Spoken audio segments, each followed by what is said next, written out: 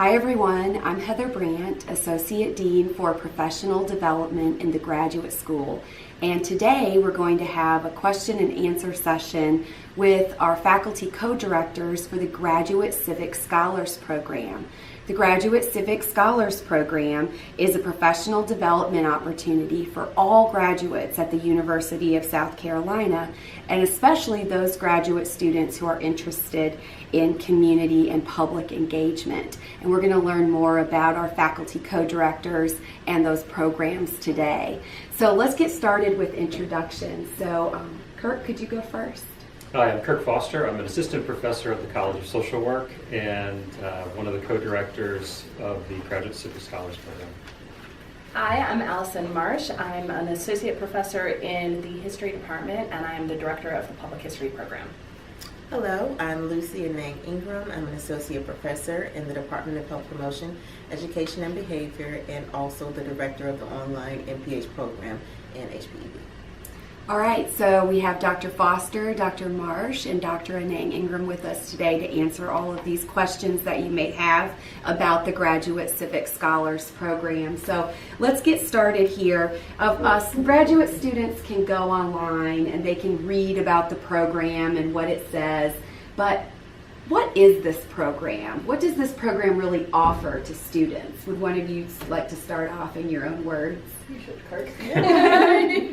So the Graduate Civic Scholars Program is an opportunity for graduate students from across campus to gather together as a cohort to increase their capacity and expand their thinking and engage their curiosity around community engaged work. And not only around community engaged work, but also thinking about their work as having the public good. That is one of the hallmarks of the Civic Scholars Program and of civic scholarship. So thinking about what impact does my work have on the larger society, and how might I partner with colleagues from various disciplines to address issues and problems and concerns at the public level in very creative and innovative ways. That really makes the description that you can read online come alive. So if you go to gradschool.sc.edu right now, under the new and current students tab, you can access information about Graduate Civic Scholars Program. But again, I think it's nice to really hear kind of in your own words. So how about you, Allison or Lucy? What would you like to add? I want to add. You did a good summary. Yes. or I guess maybe why would it be valuable for students? Well, you know? I think there's many ways of value, and one of the what I find most interesting is really the interdisciplinary nature of this. And so you do meet similarly minded students from multiple disciplines, all working within their discipline, looking for how they can apply what they're learning in graduate school to a real world project. So this is especially appealing to students who may want to explore options outside of the academy. Maybe you're not interested in becoming a tenure track professor. Maybe you are interested in becoming a tenure track professor, but your work is grounded deeply in the community. And so having this balance really enriches the discussions that we have. Likewise, I think something that's important to note is that this is a program that is open to both master's students as well as PhD students, and we always have a good mix of this. And how people are approaching their time in graduate school is reflected in the participation of the students in the cohort. That's a really excellent point to make, is that the Graduate Civic Scholars Program is open to all graduate students, regardless of the degree program that's being pursued. So it is a nice opportunity not only across departments and disciplines, but also in terms of level of students. So Lucy, what would you like to add to that? Sure. So I'm particularly attracted to this opportunity to co-direct because to me it also kind of turns the idea of a traditional course on its head. So really, if you're interested in really getting out into the field, really seeing what you want to do in terms of research, in terms of teaching, in terms of engaging community can really be impactful, this is really an opportunity for you. So really it's the ultimate non-course, I think. And so we're even talking about that creativity and innovation in terms of how do we get students out into the field and really engage with community members. So really taking ideas and thoughts from the paper into the streets. Well, you're certainly talking to the converted here. I'm converted about the value of this program. But for graduate students who are watching this video or taking part in some of the upcoming information sessions, which I'll share some more about at the end here, why should a graduate student participate? Graduate students are busy. They've got perhaps a graduate assistantship, perhaps a family, perhaps other obligations, not to mention their coursework and their degree program. So why should graduate students take part in this program? One of the value added pieces, if you will, is the opportunity to interact with graduate students from across campus. The interdisciplinary or multidisciplinary nature of the Civic Scholars Program really is one of the hallmarks. What we've heard from students, many of whom sat around this table and had this conversation, is that it was one of the first times that they really had an opportunity to hear from other students who shared similar interests, similar concerns.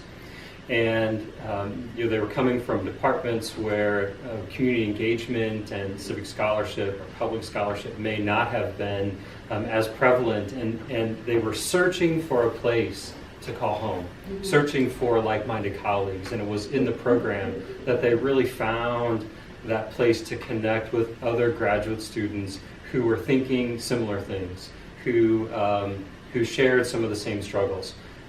Other cohort members that they could bounce ideas off of, that they could form friendships with, form potential collaborations with, and also to help them think differently about their own practice within their own discipline. The practice being you want to be a practitioner, or you want to be a researcher, or you want to be an educator. And how do we think about those from different disciplinary perspectives? And that I think is one of the greatest advantages of the Civic Scholars Program, in addition to the stipend, right? Yes. Sure. I'm going to add, it's a great opportunity for professional development. And so you get to meet people from many different disciplines, both students as well as faculty who come in as guest lecturers, so you get to see and be exposed to different ideas that might challenge your own thinking. We also have guests from the community here in Columbia, and so you have the opportunity to talk with them. And you never know how that will spark your own creativity in your own work, so when you are inspired by the work of others. And I would actually not consider it an additional burden. It may be something to complement what students are already doing. So they may be able to gain something from that interdisciplinary network that really does infuse what they're already doing. So they can propose projects that they're already working on, and this can be something that they do to support and that. Their projects can be part of their thesis or their dissertation and help to augment it. We would love to see publications coming out of this, or presentations, things to help you as a graduate student start your career. And that's really one of the things that we encourage, is to think about your current work and where you see yourself in the next phase of your life after graduate school, and consider a project, either independently or with one or two or three other civic scholars, that helps advance you in that particular area. So in the past, we've had civic scholars who have portioned off a piece of their dissertation where they wanted to test out whether or not they could really get the community engaged in a piece of what they wanted to do for their dissertation, or think about what they wanted to do after their master's program and develop some important community relations that would allow them to take that next step in perhaps developing or starting a nonprofit organization. And so we encourage that type of thinking, so that this program doesn't stand alone, that it's not another seminar you have to go to with another assignment, but in fact that this is an important piece along your journey to becoming the kind of professional, however you might define that after graduation, that you want to be. I really appreciate these perspectives because I think it is an important element of the opportunity to take part in the Graduate Civic Scholars Program. I like the idea of the complement. It's what comes next. It's how you can see yourself working with others across campus and also beyond the walls of academia. So I think those are really great points to make. Now, one question we get sometimes, and we do have an FAQ section on the website for this program, but what do they actually do? What do graduate students do? What's going to be asked of them through this experience that's available? There are, and you can see this also on the website, but there are 3 seminars that students participate in over the course of a calendar year. The first one is an intensive summer session where we lay the foundations of community principles, working with communities, understanding what is community, looking at building, as you will, a theoretical foundation for the work as you move forward.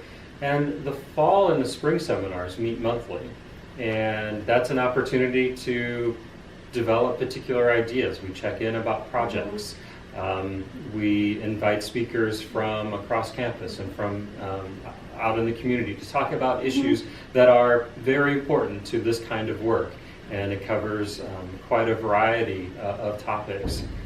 We ask students to put together a project proposal that the co-directors evaluate and give feedback on, so we can better help the student as they move along in this work. Then there is the final presentation, and currently that will be at, I forget what the new Discovery name. Day. New Discovery Day. It's now called Discover USC. Yes. April 21st here at the Convention Center and the Alumni Center. Yes. And so that's the culmination of the program, really. The Civic Scholars have a special section, and they present their work. And it's an exciting time for us to display the kinds of good thinking that comes out of this type of community engaged work, this type of public scholarship. What else would you like to add, Allison, since you've been involved in the program? Well, partly as I'm involved and thinking about next year as well, one of the things I'd like to add, those are the things you have to do, but the seminar is also reflective of the students who are in it. And so last fall, obviously, we had a rather contentious election, and several of the students talked with me, really thinking about how the new presidency may affect community engaged scholarship. And so our first session this January is really going to be talking about politics and the role that plays, everything from federal funding of certain projects or resources available to how just local politics may affect your research project. Because when you're working with the community, these are realities that you have to really respect and understand and negotiate. There's a lot of landmines out there that we have to figure out, and part of this is a process of learning it. And so we do want to listen to the students who are in the cohort and listen to their concerns and craft a program that really reflects their needs as well as our areas of expertise. Well, and it sounds like, over time the program maintains certain principles. They've gone through 2 cohorts. This is the process for applying for the 3rd cohort. And so there's probably some natural evolution in the program as learning what's going to best meet students' needs and taking into account some of these environmental factors, some of which are within our control and some of which are without. So I guess I want to try to wrap things up here and let you each add anything else that you would like for prospective students who are thinking about applying to take part in the Graduate Civic Scholars Program to know or to think about. you want to start, Lucy? Sure. I guess so. This is my first semester as a co-director, and I've gone to one of the sessions with the students, and I was very impressed by the leadership of Kirk and Allison in terms of really encouraging students to speak their voice. And so if you are interested in really stepping outside of the box, if you're feeling a little bit constrained in your current program of study or your current program, and you really want an opportunity to explore some new ideas, some innovation, maybe think about social justice. I think that's probably a great way to capture some of what Allison just mentioned. This might be an opportunity for you, so I encourage you to apply. Thanks. I would like to really encourage people from all disciplines to apply, and specifically I'd like to encourage people from the sciences and engineering to apply. As much as I'm a professor in the history department, I'm actually a historian of technology, and my first degree is in engineering, and much of my community engaged work is with the engineering community. And so I would like to encourage people from all disciplines to really think about how does community, how does civic scholarship, how does public scholarship work into your field. And many disciplines, this is not necessarily a natural fit because of how the fields have developed over time, but it doesn't mean that it can't be done. So really think creatively. I always say that engineers rule the world because they are providing the infrastructure and the maintenance of how modern society works. If engineers are doing that, shouldn't they be thinking about how what they do affects the community that we live in? And so if you start thinking about community engaged scholarship that way, it's another way to really think about how your work really matters to the broader public. And I echo Allison's comments that and I will just say in brief that if you have a yearning or just a simple curiosity about how your graduate studies and how the work that you plan to do once you graduate has some sort of public good, how does it impact society? How can it make society even just a slightly better place to live?